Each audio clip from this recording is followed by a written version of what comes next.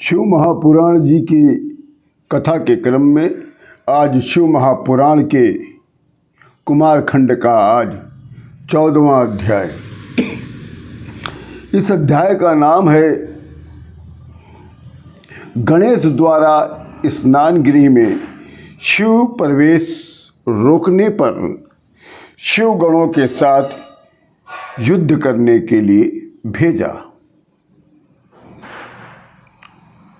शिवगण गणेश जी से कहते हैं कि तुम कौन हो, कहाँ से आए हो और यहाँ क्या करना चाहते हो। ए बालक, यदि जीना चाहते हो तो यहाँ से शीघ्र दूर चले जाओ। तब गणेश जी कहते हैं कि आप लोग कौन हैं और आप लोग कहाँ से आए हैं? क्या आप लोग मेरा विरोध करने के निमित्त आए हैं? अगर आप विरोध करने के लिए आए हैं तो आप लोग शीघ्र ही यहाँ से दूर चले जाइए। तब शिवगण कहते हैं, हे बालक सुनिए, हम सब जो लोग हैं वो शिवगण हैं और हम सब शिवगण उनके द्वारपाल का काम करते हैं। अतः हम सभी शिव की आज्ञा से ही आपको यहाँ से हटाने आए हैं। आपको एक गण समझकर हम लोगों ने अभी तक आपका वध नहीं किया है, नहीं तो अब तक हम लोग आपको मार देते। अच्छा यही होगा कि आप यहाँ से चले जाएं। इतना कहने पर गणेश भगवान वहाँ से नहीं गए, वहीं पर डटे रहे और शिवगणों को बहुत गुस्से में फटकारा। तब शिवगण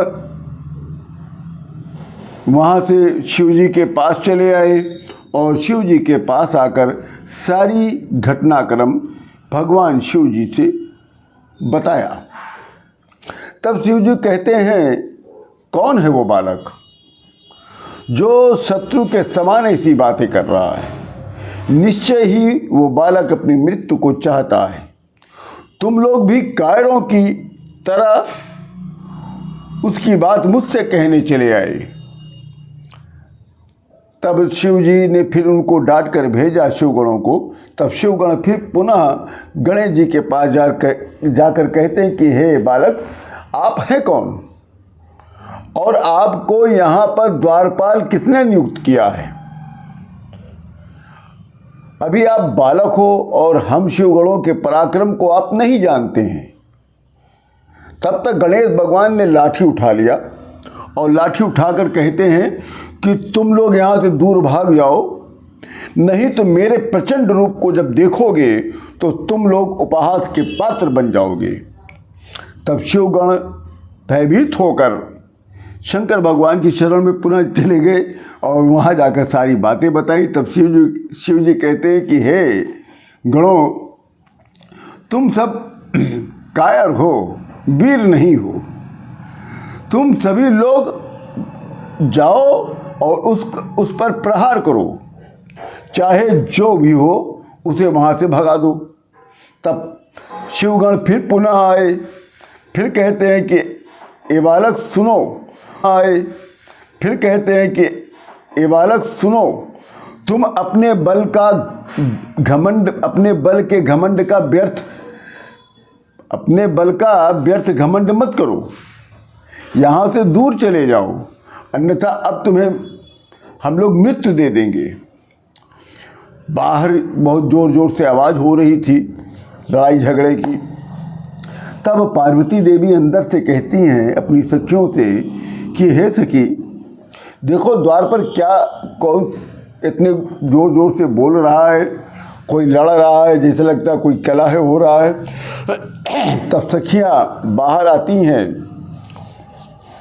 बाहर आकर देख के फिर बताती हैं, कहती हैं कि हे पार्वती देवी, हम लोग का जो गण है उसको शिवगण लोग डरा धमका रहे हैं। हमारे गण ने शिव जी को और शिवगणों को अंदर आने से रोक दिया, इसी कारण सारा विवाद हो रहा है। और हमारे गण को वो लोग मारने की धमकी भी दे रहे हैं। तब पार्वती देवी कहती है, आश्चर्य की बात है, शिवगण क्या एक क्षण मात्र रुक भी नहीं सकते? क्या उनके लिए विनय करना उचित नहीं है?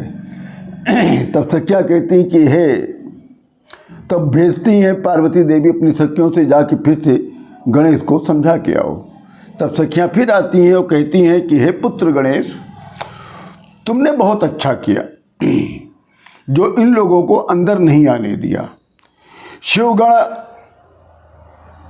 आप पर विजय नहीं प्राप्त कर सकते, चाहे जो हो, आप अपने कर्तव्य का पालन करिएगा।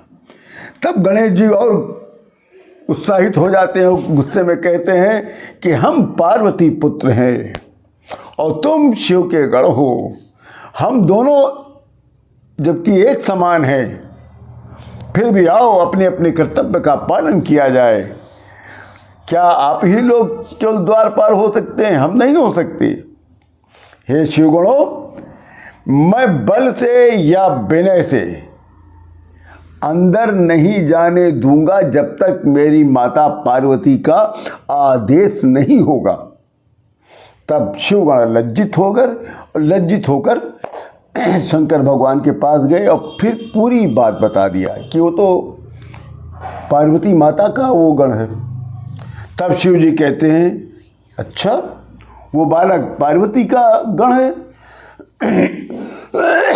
इसलिए उससे युद्ध करना उचित नहीं होगा, अनुचित है। वो गणेश अकेला भी है और बालक भी है, इसलिए उससे पुरुषार्थ दिखाना उचित नहीं और उससे डर कर भागना भी उचित नहीं, अन्यथा हम सभी निंदा के पात्र हो जाएंगे। इसलिए हे शिवगणों, तुम लोग जाकर उससे युद्ध करो। अब जो होनी है वो होकर रहेगा। इसी के साथ ये शिव महापुराण का कुमारखंड का ये 14वां अध्याय पूर्ण होता है। आप सभी लोगों को राम राम।